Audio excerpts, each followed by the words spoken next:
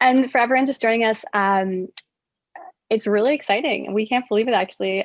This is our 25th webinar that we've been doing between OISE and TDSB EcoSchools. So pretty big number to end the year off on. 2020 has been a crazy, yes, 25th webinar of 2020, yeah. And Maddie Simpkins, who's our EcoSchools team, she very kindly has compiled all the data from these webinars for us. So all these counts are thanks to her. So we've had 25 webinars. We've had over 2,056 attendees and over 3,000 people register. About a 66% attendance rate, which is really high. We're really happy about that. And Richard Christie today, our special guest speaker, is our 50th presenter as part of this series. So we're excited to have him talk about EcoSchools today. So welcome everyone. Thanks so much for attending today's webinar. We're really excited to have you here and have our special guest speaker with Richard Christie of the TDSB. And so in keeping with our tradition of showcasing Indigenous artworks as part of our land acknowledgement, today's image is a photograph of a local place that maybe some of you have already visited. So this is the Peterborough petroglyphs. This is an image of there. If you haven't been there, this is actually a really large rock carving that's in Peterborough, Ontario. It's a sacred site of global importance, and it's humongous. It has over 900 images of reflections and memories and teachings, and it's about 180 feet long by 98 feet wide. And it actually runs across a ley line or a worldwide meridian line of earth energy. So it's a really special sacred place. And over 1,000 years ago, Algonquin speaking societies that traveled across the Canadian Shield established this place, and they called it Kino Maj Wakong, which means the teaching rocks. So it's a nice tie into our lesson today and what we're talking about.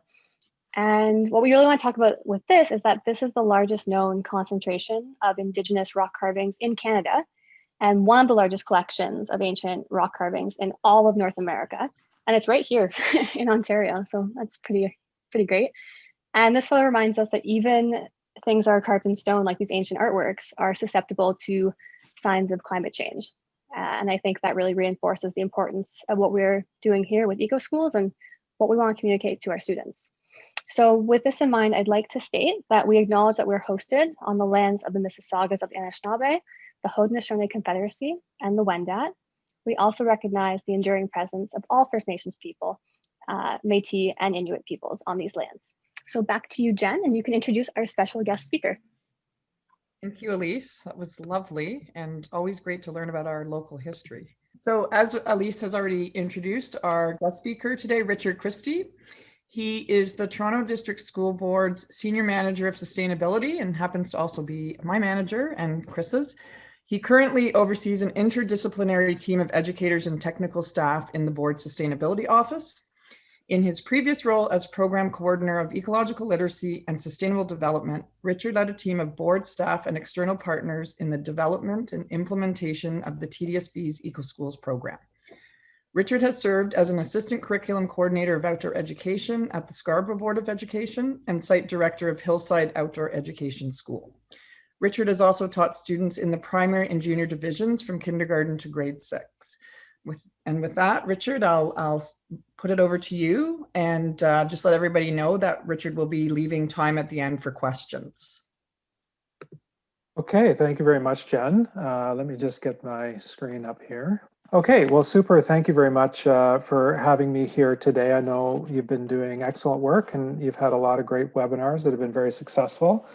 So I'm delighted to be one of the presenters today and the 50th presenter since you started this. Okay, so let me get into this, and of course you can see by the title, hopefully that communicates the focus. And I wanted to start with Greta and Bill McKibben in terms of some of the messaging that, of course, is widely popular. And Greta's call for getting away from business as usual, and this idea of needing to change almost everything in our current society, and her call to action with the metaphor of the house being on fire. And of course, Bill McKibben, widely known for pointing out that even if we're making the transition to more sustainable society and more sustainable economy, winning slowly in that endeavor is the same as losing. So I really wanted to get at this, this kind of moment in time. I started my career almost 30 years ago. I feel like I'm getting toward the end of my career. And what I'm going to present to you today is really just my perspective. I recognize I'm very close to it. So there may be others that have a different view, a different perspective. So I'm just offering what it's worth, my perspective. And hopefully, at the very least, that I can contribute to this conversation of where do schools need to go now, school systems, school boards. And really, if I can speak frankly, I mean, I feel that I'm kind of looking to the next generation to kind of pick up on the work that we've been doing for so long. And I'm sure the kind of younger people coming after me will do many things that we were not able to achieve and can really advance the work in ways that we haven't been able to. So with that in mind, then I thought I would kind of take us through this sequence. So I wanted to start with really what have we been doing, and we have been working on climate change explicitly for 20 years. And for what it's worth, I thought I would start with a bit of a self-assessment. I mean, I'm so close to it, so you may not agree, which is totally fine, but this is kind of my own take on it. And then so that kind of sets the stage. And I'm wondering, Jen or Elise, if you have the link to the board report. So there's a report we took to board. I think we're going to put the link in the chat so you have it. Now. Yeah, one moment. So in that, so this idea of 20 years of action, in that board report, in an appendix, it's actually detailed.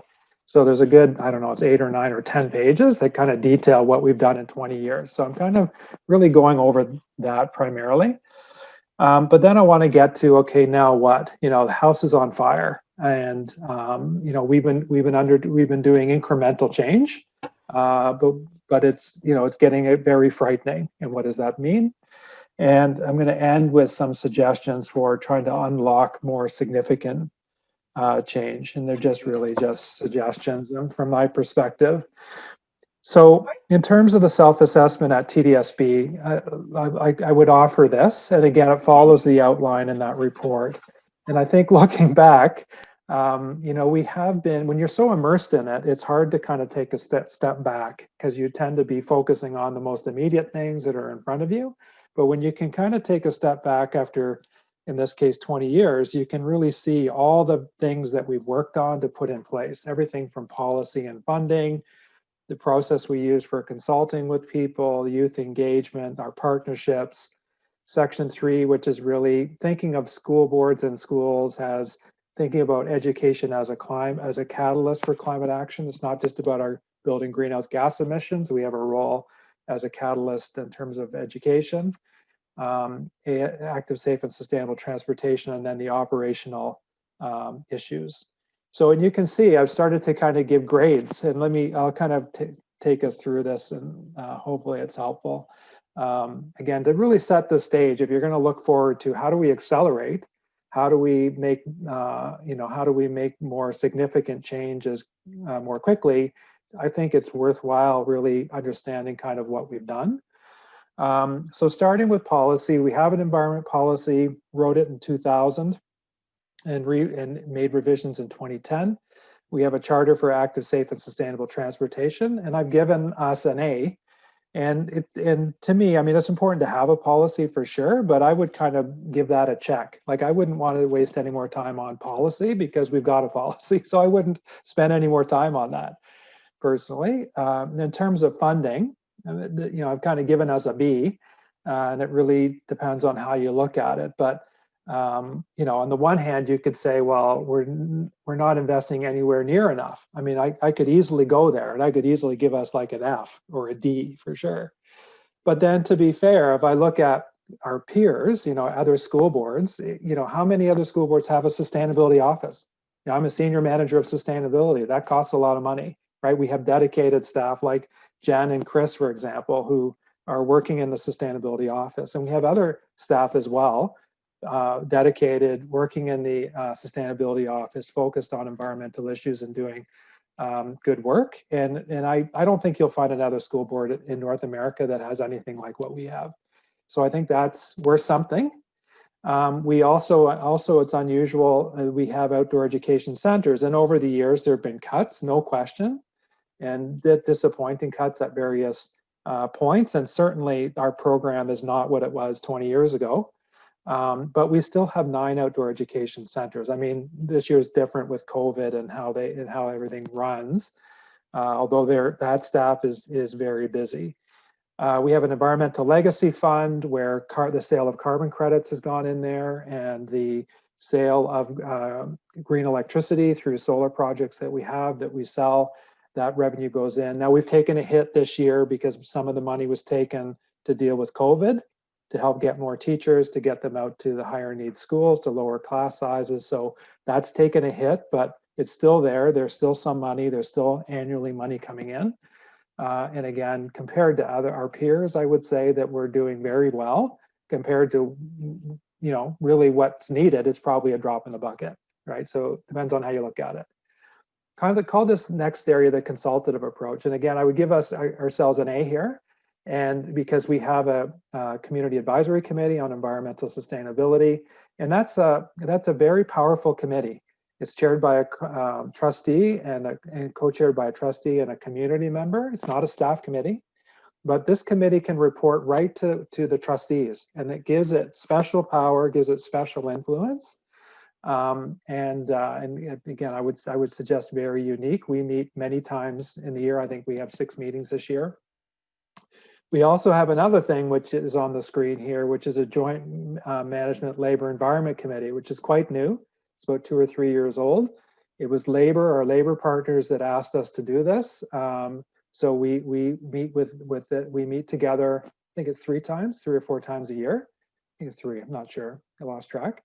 But basically, so those are 2 major tables that we sit at, where, basically the folks that are involved are really looking for more. They want more action, more quickly, do more things, be more effective.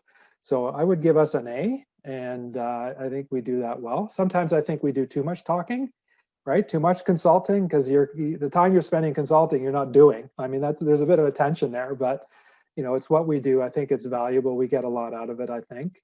Youth engagement, I've given us a B. I think, if I think back to EcoSchools, we started EcoSchools here in Canada at the TDSB. And the main reason we started it was because if I think back to the late 1990s, in the 1990s, that the approach was you would find, might find a small number of schools that considered themselves to be green schools.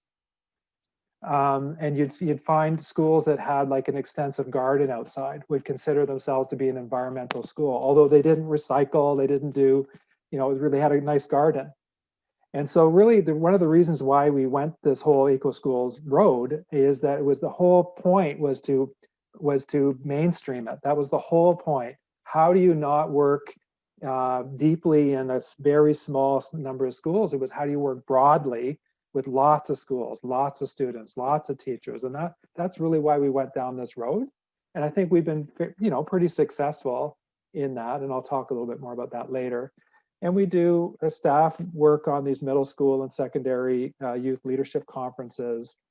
We've done more at other points in the past. We used to have something called the Student Environment Network. We don't do that anymore. So there were times in our history when we did more of that kind of work. But I think we do fairly well in that area.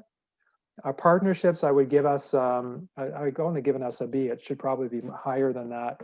I've only listed 6 or 7 partners here. We actually have 42 partnerships, official partnerships at the board with groups that are doing work on environment and ecology. These are some of the big ones that come to my mind.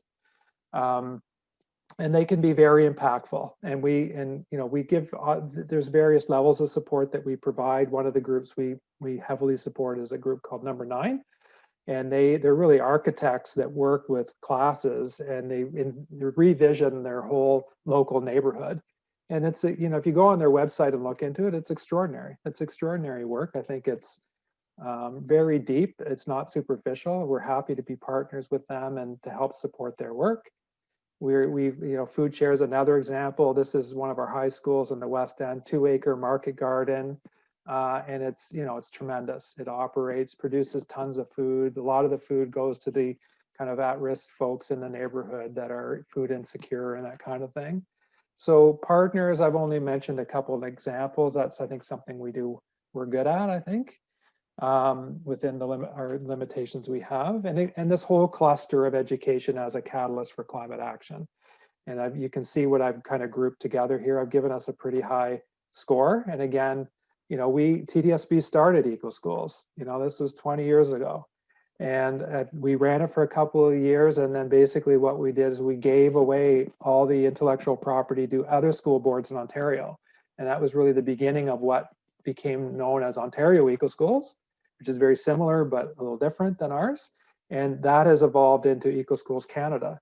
So I think it's fair to say if we hadn't at the TDSB 20 years ago started EcoSchools, you wouldn't have Ontario EcoSchools, you wouldn't have EcoSchools Canada, right? And the reach that they've had. So yes, there's limitations in EcoSchools. Why aren't all schools EcoSchools? Or, there's too much, can be too peripheral in schools. I mean, there's lots of criticisms of it, but it's way better than it was when we started this, 20 years or so ago. And the additional qualifications for teachers, as many of you will know, this is really, this is substantial work that teachers do, university courses that teachers take. And because we subsidize the cost of those AQ courses through our Environmental Legacy Fund, every year we have a significant number of our teachers that take these qualifications. And again, if it wasn't for the Environmental Legacy Fund, if it wasn't for us subsidizing teachers, I bet you probably wouldn't have any teachers in Ontario going through environmental education AQ courses, right? There just wouldn't be the demand. So it's something we can be happy about. And of course, this webinar is part of our collaboration with OISE at the University of Toronto. And I won't go into details here, but it's a very significant collaboration. And it really gives a lot of substance to our work. This is one of the most important things that we do and the most transformative, I think, over time. Although, this would be a little bit of my kind of the tension with Greta, right? This idea that it's urgent, the house is on fire. The part of the tension is that real deep change actually is a lot of work, takes a lot of time. Like, I don't know how you get deep, fundamental, profound institutional change without taking the time. The work is hard, the work is slow, the work is frankly boring. It's very boring, it's very tedious, takes a long time. And so there is I do have a little bit of mixed feelings about this idea that we can quickly flip a switch and everything's fine and we can wrap this up in the next 2 years, right? So anyway, this is really important work. I mentioned our outdoor education program. It's a significant investment. It's not what it was 20 years ago. What it was 25 years ago, it was way more substantial than it is today. So it's been cut significantly. But again, if we look at our peers, other school boards, you'd be hard pressed to find anybody in the public school system that does even the extent that we do today. Moving on to active, safe, and sustainable transportation, we work with Green Communities Canada. We have a traffic safety program. We have a full-time facilitator, works with 15 schools a year. And the emphasis is on safety because, of course, that's a barrier for parents allowing their kids to walk or bicycle to school. They don't feel it's safe. So, so this program the emphasis is on safety, but of course it's about promoting walking, cycling, and other active ways to get to and from school. So again, compared to other school boards, does another school board have a full-time person working with 15 schools a year? Now, again, drop in the bucket because the need is much higher. We have about 600 schools. So you could look at it to say, well, that's not nearly enough. And that would be true, although we're working with, city council's actually approved significant amount of funding for us to ramp this program up. They've actually approved it. I think it's something like, I'm kind of guessing here, it's like $300,000 a year for 3 years or something, working with the Catholic board too. Which brings me to bike infrastructure. So we've been putting our own money, a little bit of money into bike racks every year. One of the things we're starting to see, though, is that if you're ready and able and prepared, you can really take advantage of funding that becomes available from other levels of government. In this case, cycling infrastructure, the city's allocated $350,000 for us. And so it allows us to do, like this was a parking lot project. This high school had a very poor condition parking lot, and we were able to add the bike parking through the funding to kind of add to that project. So it's about being creative and strategic and piggybacking on other infrastructure projects. And just some examples of some of the work that we've been doing. Okay, so switching from that, getting on to the greening of the school grounds. And this has probably given us a high mark here. And I think really when I look back, this is really something we've really been chipping away at, I think successfully over the years. And for one thing, we now have, we have basically Gail Bornstein, the landscape architect, on our own team in sustainability. Through a partnership with Evergreen, we have Robert Cram, who's another landscape architect. Plus, we also have, there's 3 landscape architects in our design department. So we try to work very hard with schools that want to do projects on their school grounds. We just had a meeting, Gail and I, yesterday with staff at West Humber Collegiate in the northwest corner, and part of it is talking about adding bike infrastructure, massive tree planting on that site, in addition to benches that the construction teacher will make with students and combining it. So we do a lot of this kind of thing. And here is actually some examples. So because we have this process responding to local needs, local desires, there's this was part of a tennis court at Hayden Park. This is kind of a high school for special needs students. So we worked with the school, worked with Food Share, and carved off a part of the tennis court there with the lower fencing, the boxes, the storage shed to facilitate the food growing there. We had some terraces on some of our schools that were really never used. And again, working with Food Share with some funding from the city, supported the design and the implementation of these terrace projects with significant planting. We worked with the key teacher, Dan, at Don Mills Collegiate. Fantastic. Kids designed this program here, the fencing, they built the components in the shop. We facilitated approvals, brought out tradespeople when we needed to, facilitated the approval of this outdoor kitchen that the kids designed. It's a wood-fired oven there. You can see I don't have a picture of it completed, but you can see I have some pictures of it under construction. So really, because we have the staff and we have the kind of influence in the board, we can help get these things approved, like unusual projects, like getting a wood-fired oven approved and the kind of set up at a high school like this, like that's pretty far out, like that's pretty out there. And it took us actually a year to achieve the approval for that, but we were able to facilitate the approval and bring a little bit of funding to help. So we do a lot of that kind of work, grassroots. People probably don't realize we do as much as we do. Okay. And then we also worked with Evergreen, and this is largely influenced by work in Germany, and we produced this design guideline for kindergartens, outdoor kindergarten spaces. This happened right around the time of moving to full day kindergarten, and really right place at the right time, because we did this design kind of concept work, and then funding started to flow for full day kindergarten, and we've been able to. We've actually, Gail and others on our team have actually designed and constructed and improved, I think it's something like 260 kindergarten areas over the last 6 years. I mean, that gives you a sense of the scale of the work. And this is one of our first projects we did at Cassandra.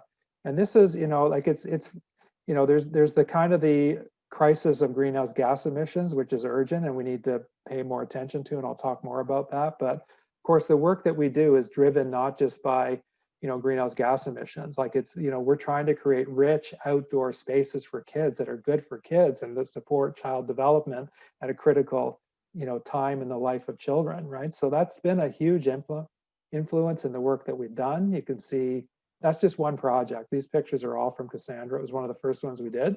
And then these are much more recent projects with Victoria Park Elementary School in Scarborough, accessible, and you can see the shade, you can see the sand play areas, the tables, the the little stages, the little musical instruments, the planting, the integrated with the the trees and planting of new trees. And so that's a huge undertaking for us. We got this, I consider this a landmark report. This was really in response to the emerald ash borer. That's another big lesson, is that you take advantage of these crises that kind of arise. This was the emerald ash borer starting to come into Toronto, prompted us to write and get approved by Board of Urban Forest Management Plan, our first one. Part of the plan was to support research at University of Toronto. And this was peer reviewed in this, in this link here. You can go to a peer reviewed scientific journal. It was the outcome of research that basically looked at our canopy, our forest canopy, our tree canopy on school grounds, and compared it to the standardized testing scores. And the outcome was really consistent with the literature, which is the schools that have trees, a lot of tree canopy, you can actually see in the data, those schools perform better academically. You look at the EQAO and the standardized testing. So that research is there. We facilitated that happening. We actually helped pay for that. We've done tons of tree planting. This is common along the grass, where the grass meets the asphalt. And we've got the water on the field on a 2% slope. And so the water goes into this alley here, which is very good for the trees, very healthy for the trees. You can see again, work we've done. These ones were in earlier. We've been doing significant tree planting since 2006. This is kind of almost like a retrofit of one of these awful school grounds. This is south facing. The school's in the northwest corner of the school. And you can see, going in, opening up the asphalt there, building the boxes, putting the trees in as a way to introduce shade in that very barren part of the school ground. I think we've also been successful here. As money has been invested in infrastructure over the last couple of years, 3-4 years, then we've been able to introduce good tree planting, reducing asphalt areas in that work. So this is Fairmount. This is a Scarborough school, and this was old asphalt in terrible condition. There was a major slope, asphalt slope, down to the lower field. So it was very bad condition, not accessible, dangerous.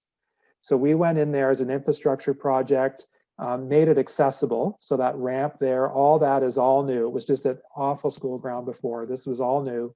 But you can see how we've opened up the center for the soft surfacing, the trees planted with ample, you can see the kind of the soil volume that these trees are growing into, so that we anticipate they'll do very well.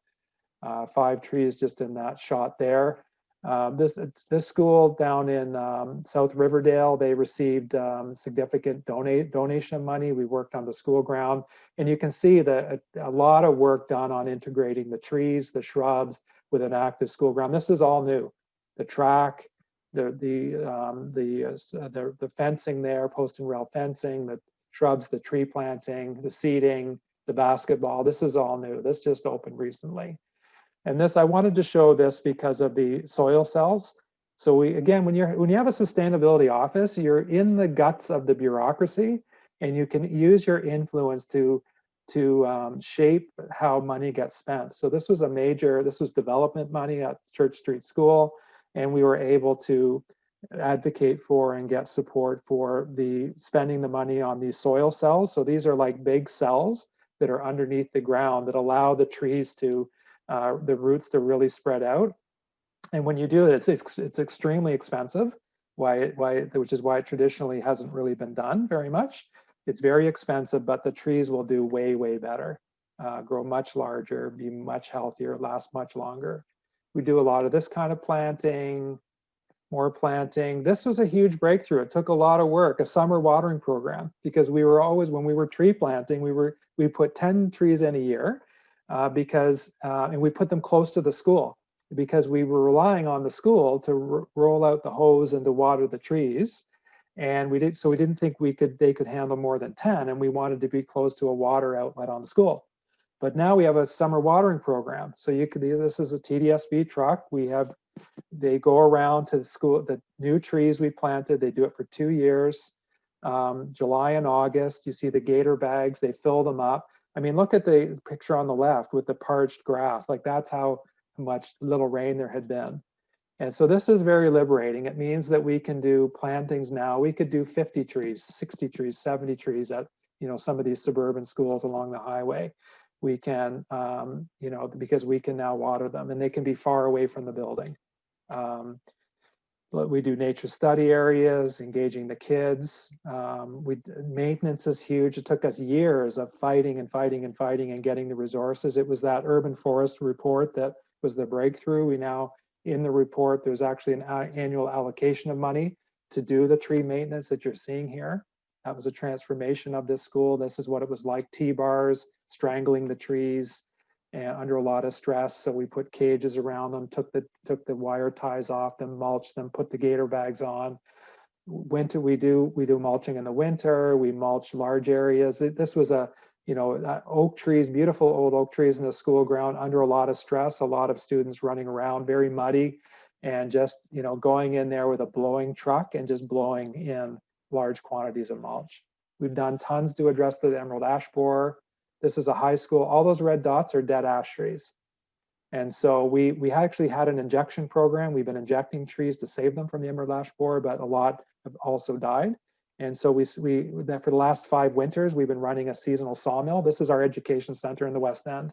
And we run this. These are our TDSB carpenters, basically. It's a little slower for them in the winter. And they process all these, they're mostly ash, but there's some other kinds of trees that are diseased and die and that we've brought through, like oak trees. And they go out and it's largely in seeding. And you can see this is the kind of thing we do. We take them out to schools, combine them with tree planting. We also, a lot of the wood was cut into these planks and actually taken to U of T to their kiln and dried in their kiln. And this is at a high school. It's been distributed to secondary school tech shops, and they've been building things out of them, like at Oakwood Collegiate. They built these beautiful harvest tables that are out the front of the school that we combine with a big infrastructure project. Okay, so moving on to energy management. So this is an area I'd be critical of. I'm not as generous here. I've given us a C. Now, this is the data for energy intensity for this, since 2000. So I'm a bit of mixed minds here. If you look at this, energy intensity is really energy use, electricity combined with natural gas on a per square meter basis. So it's a good kind of standard to use. And it's normalized for weather, changes from year to year. So over that period of time, you can see there's a 25% drop in energy intensity on a per square meter basis. So that's significant. It's substantial. We can be happy with that, proud of that. But I guess, so on the one hand, you could read this and say, wow, 25%, we should get like an A or a B. But I also just know personally, because I know the system, that there's still a ton of waste. And unlike in the greening area, like this is not an area where we've successfully over years that we've been steadily making good, solid improvements. This is an area where I think the opportunity for change and what we've realized has really been, there's been a huge gap, I think. Although I do have some good news about that, I'll speak about in a minute. So renewables, I'd give us an A. So we have hundreds of schools like this school in Scarborough that are filled with solar panels like this one here, right? So we have 352 schools with solar panels, 148,000 panels. These are all grid connected projects. So the electricity going into the local grid, you can see the numbers here. Waste management, Mika Foster is with us, and when she was with us, I would have given us a much higher grade. But since she retired and left us, I'd hate to say that this is not a strong area for us. We have recycling programs, green bin programs, but they're really reliant on volunteerism at the school, and there's really not sufficient central support. I know my team works as hard as they can to help schools, but if I step back and I'm critical of TDSB and a record of 20 years, this is an area I would argue we underperform in. In our fleet, we have a large in-house maintenance team, a very large in-house construction team. So we have almost 700 vehicles. So this is mostly maintenance and construction. We have some delivery vehicles. And here again, I would give us a low mark. And it's really about not just the selection of vehicles, it's also about how do these vehicles move in the city? You know, are they efficient in terms of, you know, like rationalizing your routes? I don't think we do nearly as much. And I think we really suffer here from an underinvestment in this area. Like we basically have one guy, right? So one guy kind of is responsible for 700 vehicles, and he's really responsible for their maintenance. So it's a kind of like, you're struggling with resources, having sufficient resources to support some of these things, and that's an area that's been undersupported. So I hope you find that kind of setting the context is helpful. And I guess I'm hoping the value in this is to kind of, in a way, like lay down the gauntlet, if you want to use that expression, right? Like, if we're serious about, as Greta says, transforming almost everything in our society, I completely agree. I've agreed for 20 years. That's what we've been trying to do here. My biggest interest is in system change. That's really what I think my focus has been. But I don't think there's enough talk about this. Like, what are the other school boards doing? Could you call up another school board, call Halifax, call Vancouver, call Victoria, call Calgary, call Edmonton, talk to these school boards. I don't think you'd find another school board that could come to the table and show anything like this. So yes, we have a long way to go. We're deficient in many ways, but what are our peers doing? And why isn't there enough? I don't think there's sufficient calling out of school boards, calling out of ministries of education on what are you doing, right? So now what? All right, so the house is on fire, and I have a huge amount of sympathy for that. I mean, my own anxiety about climate change is through the roof, right? And I can get in a very dark place about 20 years of work, and like we've come to this, right? I mean, in a way, it's not a surprise. 20 years ago, I'd hoped that we would, one of the reasons why we came into it was such an urgent call, and I used to give tons of climate change presentations. I mean, for years and years, I did probably 50, 60, 70 presentations a year at least, with schools and principals and teachers and superintendents and facilities people. And I did that for many, many years. And at the time I thought, geez, if we all just buckled down, we all just got to it, did our thing, we could really make progress, right? Get ahead of this climate change thing. But of course that didn't happen. Across the world, that progress wasn't made. And so we find ourselves where we're at. So I have a few things to say about this, and I know I'm in the interest of time, this will go pretty quickly. And again, it's just my opinion. You may not agree with me. It's for what it's worth, I'm offering this. I think we need to really recognize the real constraints. And I think one of the things people don't really understand is there's a lot of criticism of school boards. TDSB, of course, gets its fair share of criticism. And I don't think there's sufficient understanding that it's actually the Ministry of Education, it's actually the province that calls the shots. They set the policy, they set the budgets, they set the rules around how the money can be spent. The school boards in Ontario, like I'm sure many jurisdictions, you're in a box, you work in that box. And that's a lot of the work that we do over the years is how do you work within that? How do you try to push against the boundaries of that box to go as far as you can? So I think if we're talking, and I'll talk a minute about, if you want more substantial change, quicker change, the focus needs to shift from the junior player, which is the school board with limited powers, and it needs to shift to a provincial discussion. Okay, so I also would argue that we're at a point in time, earlier on, we could kind of, we could take on all sorts of different things and, and chase them and follow them. But I think we're at the point now, if the house is on fire, okay, if part of our obligation is to be strategic. And I think we're still, if I can just be blunt, I think we're still in a place where people want us to chase everything. And it's like, guys, we only have so many people. We only have so much money. If you want me to chase this over here, is that a good idea when we're not really addressing our greenhouse gas emissions in our buildings? Because we can't do everything. So I think as a society, like we've got to be much more mature. You can't chase everything. So pick your priorities, focus on the most important things. That would be my plea. And I think I'm also going to acknowledge this. It's okay to work at a modest scale, because the beauty about working at a modest scale when your resources are limited, you can work out the bugs, you can work out the processes, you can work things out at a small scale so that, and these are real examples, so that when there is the funding taps get turned on quickly, which is how things happen, like with COVID and water bottle filling stations, the money gets turned on fast, you're ready because you've worked it out, you know what you're doing, you just scale up. Whereas if you're not doing anything, and then the government says, oh, here's an opportunity for you. You've got 8 months to spend $1 million on this. And it's like, you have no experience. It's like, and you probably can't even make that deadline, and then you lose the opportunity. So it's okay to work at a modest level because it prepares you to scale up much more quickly when the opportunities arise. Being strategic at the TDSB, this is what I'll offer. I'm going to put a few things on the table in terms of where do we go, now what? This is huge, right? And I don't have a ton of time, so I'm not going to spend a lot of time on it. This was a major breakthrough. And this is articulated in the report that's in the link is in the chat. And it's the report where that 20 years of action is part of that report.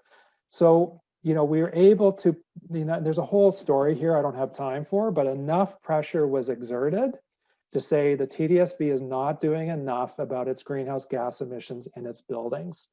And that was the catalyst for approval at the board level to begin what we're now calling an energy and climate action team, which involves the hiring of a new full-time manager of energy and climate action. It's a huge breakthrough. And it's combining our utilities team that exists in one part of facilities, and then there's design staff that work on building automation systems and things like that. And they're being brought together under one team in sustainability. So they're coming under sustainability. The manager reports to me.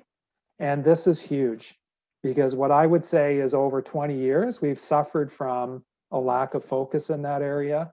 And the people that had oversight, and I would say the people in charge, the people with oversight in the facilities area, really were never that serious about energy. It was really a low priority. I mean, it kind of went up and down, but we've underperformed. This is a massive breakthrough. And I think while slow, it's still going to be slow because meaningful, substantive change isn't, I don't know how to do it fast. This is a massive breakthrough. And this was largely, by the way, our labor partners pushed for that. It was really partly their pressure that was enough to push us over to get that agreement. This is also came from our Environmental Sustainability Community Advisory Committee. One of our teachers really pushed us in this direction. And it was really about putting more action on engaging the community and a kind of a climate action guide for youth.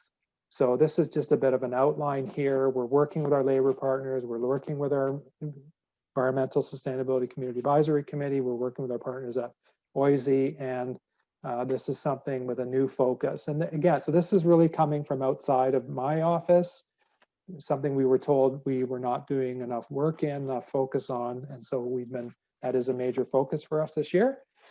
And then kind of my own pet thing, I think we can do way better on tree planting. I really want to get to these big suburban schools, especially the ones along the highway and in certain parts of the city that don't have tree canopies, et cetera.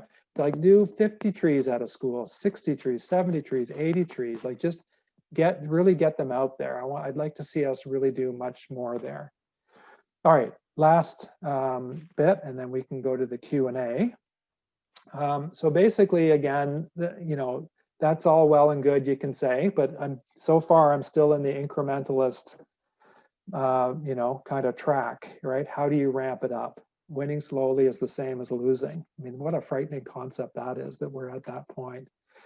Okay, so I think I have a couple slides here. So again, if we want to unlock major change, I mean, Mika and Jen and others will know, for many, many years, I could care less about the province. It was like, okay, they're not doing any of this. I'm not waiting for them.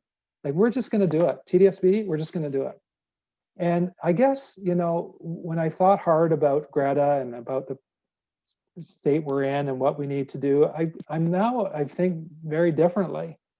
Now it's like we're kind of pushing against the boundaries of what we can do. Of course, we can do more, as I've said, no question. But really, if you want major change, it has to be at the provincial level. And to me, the starting point is, the government was supporting Ontario EcoSchools until the new government was elected, and that was cut. That needs to be restored. That funding for that, it's such a little amount of money with a huge benefit. So in my view, that needs to get restored. The big thing I'm very concerned about is that the government for the last 3 years or so have been putting money in, and the signals are often they're going to continue. We have such a big, our buildings in such poor state of good repair, right? So there's been, in the province for the last few years, 1.3 billion every year for schools. On the one hand, it's nowhere near enough, because TDSB alone is like 4 billion. Our backlog is like 4 billion in repairs. But here's my concern. Because the province, the Ministry of Education, does not use greenhouse gas emissions as a lens to guide that 1.3 billion a year in investments, huge opportunities are being lost, right? Every year, every time a school board goes in and takes out a mid-efficiency boiler and puts in a mid-efficiency boiler, that boiler is not going to be changed for 30 or 40 years. You're living with that decision for decades, right? So the right decision is to take out the mid-efficiency boiler, hot water boiler, and put in a high-efficiency condensing boiler. Your emissions go way down, and you will not have lost that opportunity. I don't know anybody in the province who talks about this. I mean, if 2 people in this group can start talking about this, it would be helpful. Like, how is it that nobody's talking about this? And I think more school boards need support for improving operations, recycling, green bin programs, bringing back Amika Foster, a coordinator full-time in that area, to help and with Plus. And this is another no-brainer. Like, we're still building schools where the opportunities are being lost. If you want to look up something called Passive House. It actually started in Canada, but it was developed in Germany. It was the Germans who developed it, and it has swept Europe. And basically, and I can look to the UK as one example, and the UK is behind the rest of Europe on this. But past the Passive House standard, you're really reducing your greenhouse gas emissions, excellent indoor air quality. Because to meet the standard, the building has to be constructed to a very high quality, because you won't meet the standard if it's not constructed to a high standard of quality. Look at the city of Edinburgh in the UK, right? Commitment to building schools that are Passive House certified. This is a school in London, high school, Passive House certified. These are better quality, way better air quality, better built. They perform way better. The energy use is way down. Like, why is this not talked about in Canada? What's happening? Why is this not talked about in Ontario? We're building new schools every year across the province. Every new school that we don't do something like this is a huge wasted opportunity, because you're not going to touch those schools for 30, 40, 50, 60 years. Just a waste of opportunity. Okay, so I'm just, my last little note, stopping on that, probably talked too much, is basically to say, you probably saw it in my comments here. The thing that bothers me the most about this whole thing is when you waste opportunities, when you miss opportunities. So we've got to really jump on the opportunities that present themselves to us. Anyway, this is really just my opinion. Again, you may disagree with me, totally fine. I'm giving you my little perspective, and hopefully it's helpful. Thank you so much, Richard. I know, just listening to that, yeah, round of applause, please join us in thanking Richard for this really, really informative presentation. I know, just listening to that, I was really excited to see a lot of the strides that have been made since, but also, a really critical look at the challenges that we're still battling, and how to problematize that in a way to move forward together. And there's been lots of great discussion in the chat as well. People calling out governments, and also people have launched your campaign for government, Richard. So there's your next career. So we will take some questions. You're welcome to put it in the chat if you'd like me to voice it for you, or if you'd like to turn off mute on your mic and you can ask it yourself, or you can raise your hand and we'll get to it in a more diplomatic way, whatever you'd like. I know Mika had a question that she had forwarded to us. Mika, do you want to talk about that?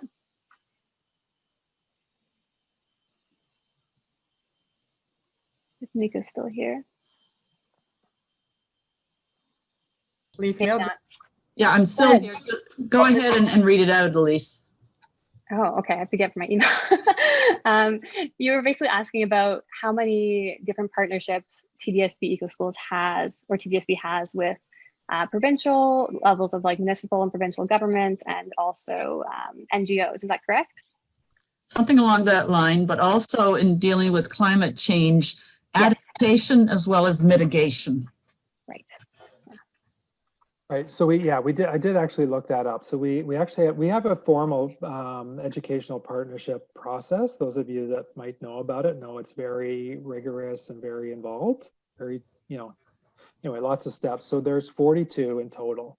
I just mentioned the ones that were kind of the more top of my mind, and some we work very a lot more closely with than other groups, but we've officially have 42 that are partnerships connected to ecology and the environment. And can I just speak to one of those partnerships? Richard, thanks so much. I apologize for coming into your talk late. As you know, one of the ripple effects of the partnership between OISE and your office, Sustainability Office, was for you folks to give us an excellent idea last year that you were prepared to share. And that was the idea of having a Sustainability and Climate Action Summit, which we held last January. And the reason I was late today was because I was presenting the initial draft of our Sustainability and Climate Action Plan, which came out of that summit, to OISE Council today. So while you feel frustrated at times, I know, because I've talked with you about this, about some of the things that hold you back from doing the work you would like to really do and the depth that you would like to take this to, you shouldn't underestimate the ripple effects of the work that you've been doing in the TDSB and how that's affecting your partners. For many of us, this has allowed us to strengthen the work and then really amplify the work that we're doing across our contexts. And that's really hard for you to measure and for you to see sometimes, but just know it's happening. And that's all I want to say. Thank you, Hillary. Thank you. We have another question from Maha. She asked, how are teachers like us to get the province to listen to our concerns? Yeah, it's a good question. I'm not sure this is the most fantastic answer, but I think for what it's worth, I'm still belong to the Ontario College of Teachers. I still consider myself to be fundamentally a teacher. And I know people will say, I should run for office and stuff like that. But, I think there's often a discomfort with engaging politically. But I think at the end of the day, that's really the only way you're going to do it. We're going to make the change, right? As Greta says, the power is with the people, right? And it's kind of so to me, it's just that grassroots, go to all candidates meetings, if you're part of a political party, if you're an NDP or a Liberal or Conservative or whatever, talk to your party about getting this in their platform. I mean, the government of Canada, as I understand it, recently they committed to all their buildings being, commitment to net zero. Government of New Zealand, is committed to, net zero by 2025, and their government operations that don't meet net zero, they're going to have to pay for carbon offsets or something like that. So governments are making these kinds of commitments that we need to see provincially in Ontario. But I think it's really just trying to advocate to the best of your ability, talk about it, raise it with your provincial candidates. It's too, in a way, it's kind of too bad. You have to kind of fight in that political arena, but I think maybe at the end of the day, that's the only way to do it. Mm-hmm. Mm-hmm. It's very true. I mean, we know that many of us don't want to get political, but unfortunately, this is a political area to talk about, and it's going to keep getting political. We know even just yesterday, there was a really awful bill that was passed by the Ford government, infringing on green spaces. So we have to make some noise, I think. And I think the Fridays for Future launch has been a really great way to show that students can get involved at different levels, and also they can drive that forward with their teachers in a great way too. Okay, so go ahead, Chantel. No, go ahead. I just want to put a shout out Judy Halpern from the Old Magic Suitcase. I was in a webinar with her. Of course, another book. Pam has another book. Oh, it's a great realization. Okay. And there's a little video, but the idea of hindsight is 2020 is the big idea. And if we can use hindsight as 2020, talking about we need that change with kids. So I'm going to be doing that with my grade 8s. I'm also working with Imagining My Sustainable City. And we're going to be looking at this kind of, sustainable buildings. But perhaps, Richard, we could have you come and talk to us. This is a plug already. To get and talk about, building schools, because Villiers Island is going to have a school. Let's get them talking about that now, because it's an issue now. So yeah, consider yourself, I can be booking you. Absolutely. We're happy to do it. Well, there is a question I would like to ask you, Richard. Does the TDSB consider having outdoor class? During a pandemic, I don't understand why they develop virtual classroom.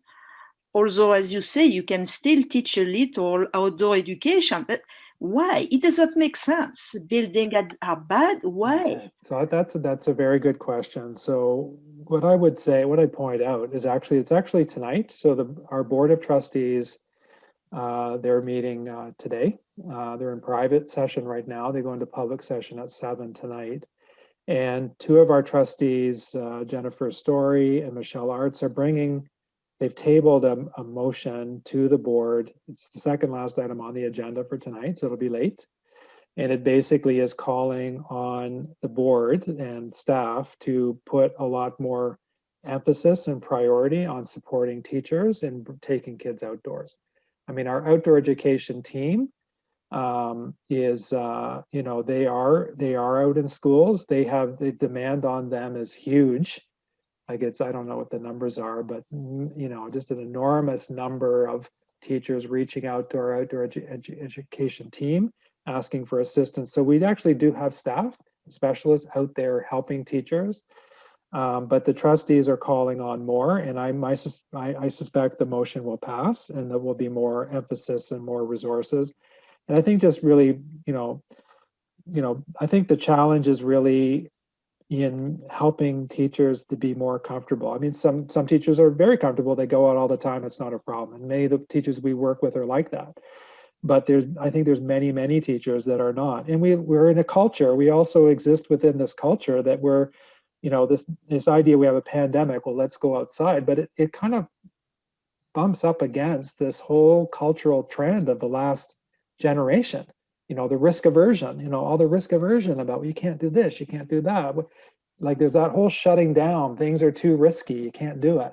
You're bumping up against that. We're also, kind of historically, you think of Canadians as, well, Canadians, you're hardy, we're outside, we don't mind the cold. But really, I mean, in reality, most people have become indoor people. Like they don't like the cold, they don't know how to dress properly. And then it goes to our staff too. So I think it's, I think we'll see more attention from the board, much needed attention. But it's also, again, it's one of those things that it's going to be hard to change, and it's sustained effort. My hope would be that going forward over the years, that'll become a much bigger part of the teaching and school culture when you are outdoors, yes. Right? I always have faced, now I'm teaching only as a supply teacher because I'm close to retirement. And then I teach virtually instead of outdoor. But what I encountered, it was, at the levels of the direction, and I'm not the only one. They thought, oh, well, she doesn't do her work because she teach outdoors and it's just fun. She doesn't integrate math, science, and all these things. How can she do that? And that's, that's terrible. Then I think the problem is, it's not only the teacher who are not comfortable, but it's a kind of problem of civilization, in the sense that, civilization have tried to dominate nature all the time. And now And we know that so many civilizations have died because of that. You know, great civilizations have died because of ecological problem. And now, you know, if it's not too late, we have to make the shift. But it is so hard to change. You know, there are young generation of teachers I saw. Well, not all of them, of course, you know, but quite a few. They didn't have the chance to have a contact with nature, to develop, you know, and they hate nature, they fear nature. And as you say, we have to be very humble, start with small, but not that long ago, you know, well, not that long ago, at the time there were epidemic of tuberculosis. There were school outdoors. And kids avoid to be contaminated because they were doing outdoor schools, and media have talked about that lately. And I don't know what's happening. Well, I know what's happening, but I'm frustrated. I'm sorry. No, absolutely. They're big. They're daunting. I mean, you know, I have a lot of my kind of fearful, middle of the night panics of where we're going and moments of despair. But I think also at the deep down, I think I am an optimist. And even with the pandemic, I mean, sometimes things have to get bad for for there to be a real shift. And maybe there is a bit of an awakening, right, that the pandemic has brought us to, and that we can't just keep living the way that we have. And that the threat of a pandemic, I mean, people have been talking about the risk of a pandemic for a long time. Maybe more people will be more receptive to this idea that we do have a climate crisis. We can't just wish it away and think it's just going to solve itself, right? And that we actually need to do something. So I'd like to kind of bring out my optimistic side and just say, well, maybe we've had a shock, an awakening, and there'll be enough people that there will be a shift, a healthy shift. That would be my hope.